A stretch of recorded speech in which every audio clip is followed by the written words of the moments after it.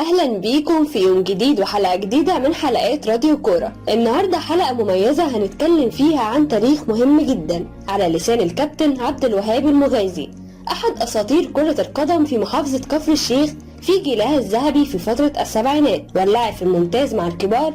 وكان هذا الحوار على موقع بوابة اخبار اليوم. كفر الشيخ وصلت للممتاز، هزمنا الكبار للبقاء في الممتاز، 5 جنيهات بأمر المحافظ، تهديد الحكم أمام حسن حمدي لاعب الأهلي، تيم سمنود سر الهبوط، مفاجأة كفر الشيخ هزمت المنتخب، ذكريات المغازي، صفقات كفر الشيخ الجديدة في موسم 2021.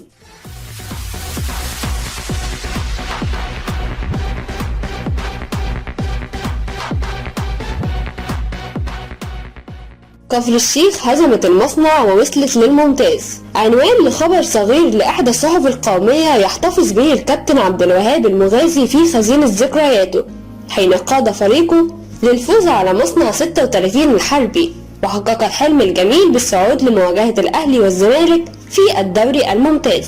يروي الكابتن عبد الوهاب المغازي بكثير من الحنين حدث هذا في عام 1975، لقد كانت مباراة لا تنسى أدارها تحكيميا الديبة أسطورة أفريقيا بين كفر الشيخ ومصنع 36 الحربي، وكان أحد أقوى الأندية آنذاك ويملك لاعبين رائعين، وكنا جميعا في نادي كفر الشيخ من أبناء البلد، ويقودنا فنيا الكابتن إبراهيم الجريدي ومحمد السني. وهنا السر، ولا يمكن إغفال دور الداعم الأول لنا الراحل محمود لاشين مدير بنك التسليف الزراعي آنذاك.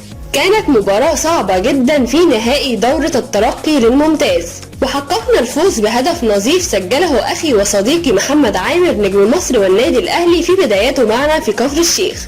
وأذكر حتى الآن أن الصحافة كتبت كانت المباراة من جانب واحد، ولم يلعب كفر الشيخ سوى 10 دقائق سجل منها عامر الهدف، بينما كان الدفاع شوارع، باستثناء المغازي الذي تحمل بمفرده عبء المباراة وقاد فريقه للفوز ولولاه ما كان.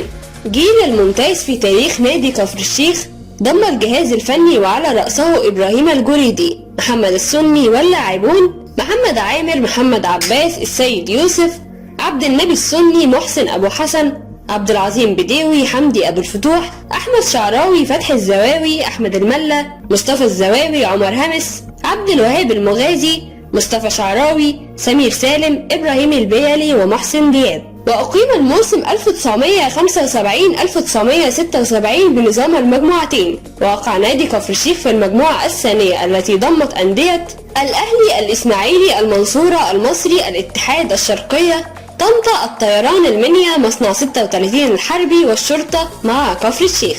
يستعيد المغازي ذكرياته. كان موسما صعبا ووقعنا في المجموعة الثانية، ولكن أبناء البلد كانوا على العهد، ولك أن تتخيل أننا كنا نخشى الظهور في الساعات المتأخرة مساء بالأسواق أو الشوارع، لأن الجمهور في كفر الشيخ كان لا يتقبل فكرة سهر لاعب الكرة، وكنا نلعب بكل إخلاص. قبل نهاية موسمنا الأول في الممتاز كنا على وشك الهبوط، وكان لابد من تحقيق الفوز على أندية كبرى لها تاريخها في الممتاز، ولكن استطعنا تحقيق 4 انتصارات على الإسماعيلي بهدف محسن دياب الذي اكتشفته ناشئا ورشحته للكابتن محمد السني ليتم تصعيده ويلعب مع الفريق الأول، بالإضافة إلى الانتصار على المصري والاتحاد ومصنع 36 الحربي، فبقينا بين الكبار.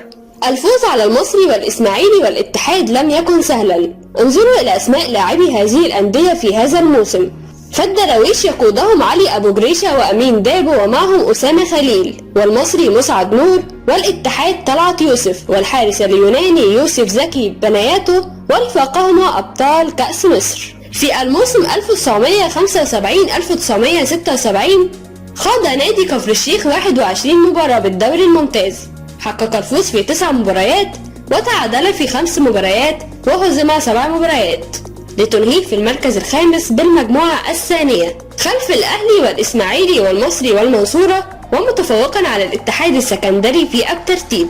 في الموسم 1976-1977 عاد الدوري المصري الممتاز ليقام بنظام المجموعة الواحدة من دورين، وواصل نادي كفر الشيخ رحلته بين الكبار بعدما رفض عرض النادي الأهلي للتخلي عن نجمه الأول محمد عامر.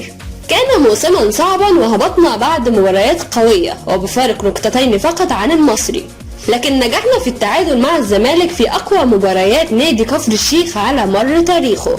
وأنا زملكاوي ولكن لا أنسى ما قدمناه في هذا اللقاء.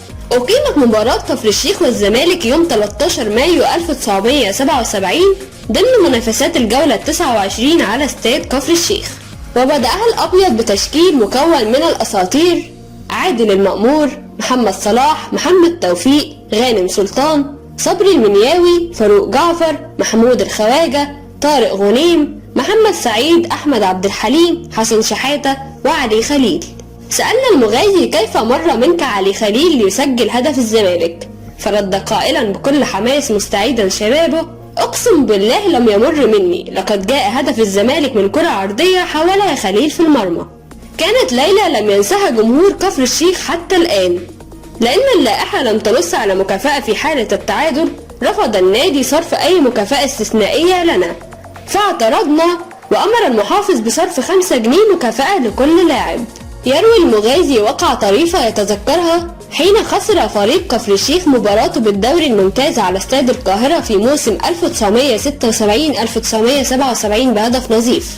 فوجئنا بالحكم حسن سيد أحمد يجمع لاعبي كفر الشيخ ويحضر حسن حمدي قائد النادي الأهلي قبل اللقاء بتوعد وتهديد بالإنذارات والطرد لأي لاعب من كفر الشيخ حال حدوث أي تدخل عنيف خلال المباراة على لاعبي النادي الأهلي. وخسرنا المباراة بهدف لمصطفى عبده بالشوط الأول. يكشف المغازي سر هبوط كفر الشيخ قائلا: خضنا مباراة في كأس مصر أمام سمنود على ملعبهم ولم يكن مؤهلا أبدا، وكانت الأمطار تحاصرنا وأرض الملعب تحولت إلى طين، فتعرض الثنائي محمد عامر وأحمد الملا لإصابتين خطيرتين، فقدنا عامر وهو مفتاح اللاعب الأول للفريق، بالإضافة إلى الحارس الأسطوري بالنسبة لنا أحمد الملا. خسرنا مباريات كان من الممكن أن نفوز بها وهبطنا في نهاية الموسم 1976-1977. أنهاه نادي كفر الشيخ في المركز الثالث عشر بعدما حقق الفوز في 3 مباريات فقط، وتعادل في 14 مباراة وخسر 11 مباراة. صبيحة يوم الأربعاء 10 ديسمبر من العام 1975 عنوانت صحيفة الجمهورية مفاجأة: كفر الشيخ هزمت المنتخب القومي 1-0 وعبد العظيم بداوي أحرز الهدف. قصة هذه المباراة الاستثنائية: قال الكابتن عبد الوهاب المغازي: قطعنا لاعبي منتخب مصر الأول في هذه المباراة الودية التي أقيمت استعدادا لخوض كأس فلسطين من تونس بنهاية شهر ديسمبر، ولكن تفوقنا على جميع اللاعبين أصحاب الأسماء اللامعة، وحدثت هزة كبرى في اتحاد الكرة الذي استدعى المنتخب واستبدله بلاعبين آخرين. وبعد مباراة كفر الشيخ مع منتخب مصر وبالتشكيل الجديد للمنتخب، استطاع اللاعبون الجدد تحقيق الانتصارات في تونس وعادوا بكأس فلسطين بعد الفوز على العراق في المباراة النهائية. وفي سياق الحديث مع الكابتن عبد الوهاب المغازي عن هداف كفر الشيخ في الدوري الممتاز قائلا: محمد عامر يظل الهداف التاريخي لكفر الشيخ في الممتاز برصيد 10 أهداف، يلي محمد عباس ب6 أهداف، ويأتي السيد يوسف ثالثا برصيد 4 أهداف. سألنا المغازي عن رحلته في عالم كرة القدم فقال: بعد اعتزالي اتجهت للتدريب وعملت في السعودية مع أكثر من نادي ومنهم العروبة، وحققت 22 بطولة محلية في درجات مختلفة، وكانت فترة رائعة قبل أن أعود إلى مصر وتوليت تدريب نادي كفر الشيخ لأكثر من ولاية، وقدمت كل ما لدي واعتمدت دائما على الناشئين من أبناء البلد. ما زلت أتحدث مع محمد عامر ونلتقي في كفر الشيخ، وكانت علاقتي طيبة بالراحل طه بسري وكذلك علي خليل وطارق يحيى من نجوم نادي الزمالك. وكان طه بسري يتصل بي ليشكرني على إهدائه اللاعب حمادة شنح في إنبي، وكذلك قدمت عبد الحميد بسيوني للملاعب وهو ناشئ بنادي كفر الشيخ قبل أن يصبح هدافا للدوري مع نادي الزمالك، وأيضا محمد خيري لاعب المصري والاتحاد السكندري.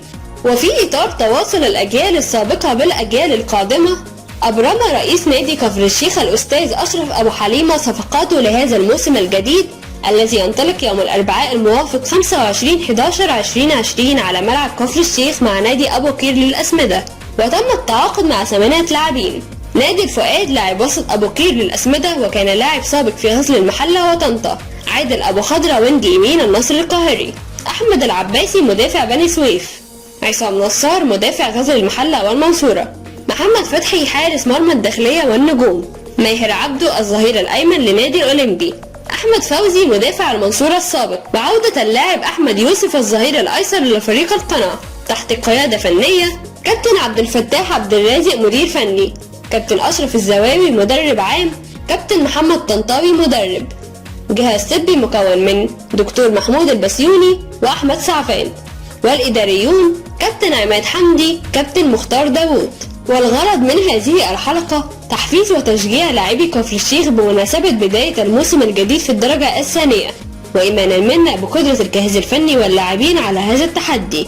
فقلنا نذكركم بتاريخ مهم في مشوار نادي كفر الشيخ في الممتاز، وكل التمنيات بالصعود للدوري الممتاز هذا العام. وفي الختام لا يسعنا إلا شكر الكابتن عبد الوهاب المغازي على ذكره لتاريخ مهم لنادي كفر الشيخ في الدوري الممتاز. شكرا على حسن الاستماع والمتابعة، كانت معكم إيمان ياسر سالم.